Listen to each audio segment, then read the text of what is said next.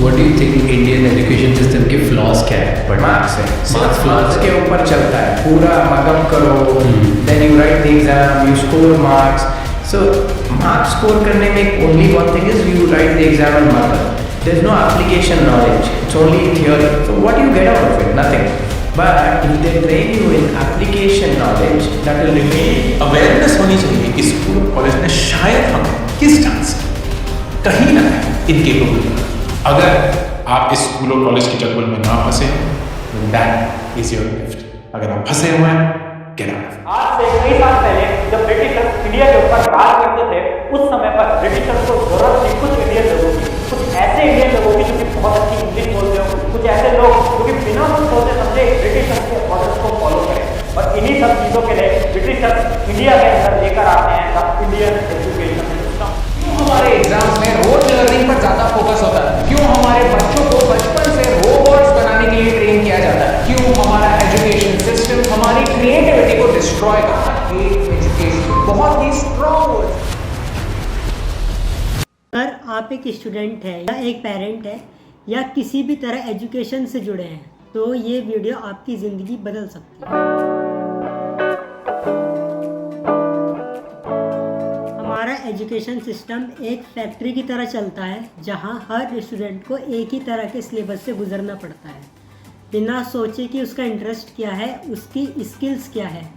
क्या आपने कभी सोचा है कि ये सिस्टम बनाया ही क्यों गया? ये सिस्टम ब्रिटिशर्स ने बनाया था सिर्फ ओबीडेंट वर्कर्स तैयार करने के लिए जिनके पास क्रिएटिविटी ना हो, सिर्फ ऑर्डर्स मारने का टैलेंट हो और उनको ऐसे बंदे चाहिए थे जिनकी इंग्लिश बिल्कुल पढ़ा. आज भी वही सिलेबस, वही सब्जेक्ट्स जो ना ज़िंदगी में काम आएंगे ना करियर में.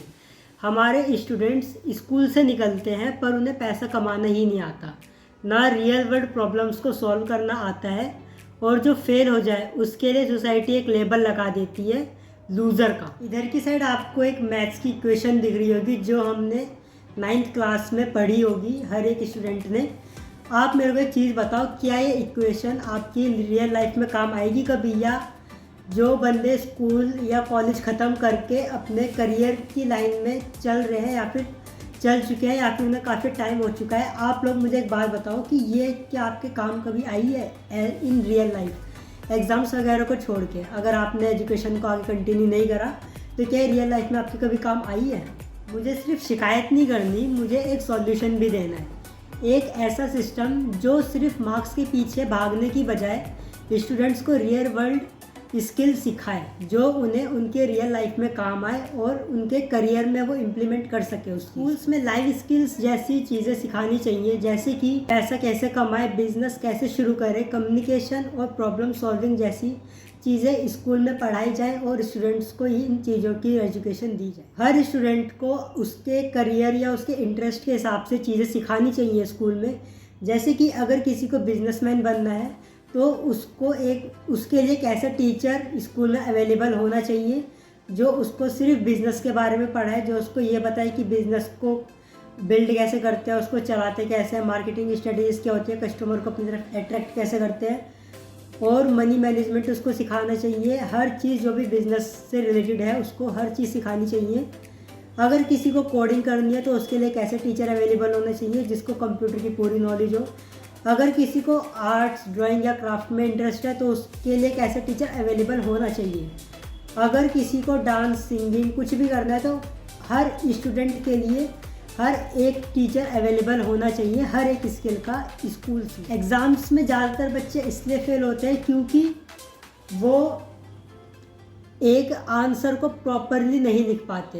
क्योंकि हमारे स्कूल्स में क्या होता है, एक क्वेश्चन होता है और उस एक क्वेश्चन का सिर्फ एक आंसर होता है, और अगर तुम उस आंसर तक पहुंच जाते हो तो तुम पास हो जाओगे. अगर तुम उस आंसर तक नहीं पहुंच पाते तो तुम फेल हो जाओगे और तुम्हारे ऊपर एक लेबल लगा दिया जाएगा जिसको हम बोलेंगे लूज़र. तो स्कूल्स में ऐसा भी नहीं होना चाहिए. स्कूल में एग्ज़ाम्स होते हैं ताकि हम उन चीज़ों को याद कर सकें और उनको लिख पाएँ ताकि वो चीज़ें हमें और अच्छे से याद हो. इसकी बजाय एक चीज़ और हो सकती है कि हम उनको रियल लाइफ एप्लीकेशंस और रियल असेसमेंट्स करवाएं जिससे कि उनको इस चीज़ की और ज़्यादा प्रैक्टिस हो. जैसे कि अगर मुझे सिंगिंग करनी है तो मैं सिंगिंग की थ्योरी को सिर्फ एग्ज़ाम में ना लिखूँ, बल्कि मैं अगर मेरे को सिंगिंग करनी है तो टीचर्स मेरे एक असेसमेंट्स करवाएं जिसमें मैं गाना गा के उनको सुनाऊंगा और उनको जो भी कमी लगेगी वो मुझे बता देंगे और उसके बाद मैं उस चीज़ को इम्प्रूव करूँगा। उसकी बेसिस पे आप ग्रेड्स भी दे सकते हो अगर देना होगा तो। बाकी मैं इस चीज़ के बारे में अगली वीडियो में डिस्कस करूँगा। अभी के लिए मैं सिर्फ इतना बता रहा हूँ कि एजुकेशन सिस्टम में क्या प्रॉब्लम है और इसको किस तरह ठीक कर सकते हैं। आज की वीडियो में मैं सिर्फ इतना ही कहना चाहूँगा, अगर आप भी चाहते हैं कि ये सिस्टम बदले तो इस वीडियो को शेयर करें। जितने ज़्यादा लोग इस अवेयरनेस को बढ़ाएंगे उतनी जल्दी चेंज आएगा। तो इस वीडियो को जल्दी जल्दी शेयर करो हर किसी के पास, और इस वीडियो को जितना वाइडली स्प्रेड कर सकते हो उतना वाइडली स्प्रेड करो, ताकि सोसाइटी में मैसेज जाए कि जो आज का एजुकेशन सिस्टम है उसमें चेंज लाने की ज़रूरत है। क्योंकि आज के मॉडर्न टाइम में जैसा हम पढ़ रहे हैं वो हमारे किसी काम नहीं आ रहा है। वो हमारी लाइफ के सिर्फ 17 से 18 साल सिर्फ वेस्ट कर रहा है एक ऐसी चीज़ में जिससे हमें सिर्फ कुछ नंबर्स मिलेंगे, उन नंबर्स की भी कुछ इंपॉर्टेंस नहीं होगी आगे जाके। तो क्यों ना हम इस चीज़ को बदले, एक ऐसी चीज़ को अपने देश में लाए जिस चीज़ से हमें स्टार्टिंग से ही एक ऐसी चीज़ सिखाई जाए जो हमारी लाइफ में आगे चल के कहीं ना कहीं काम आएगी।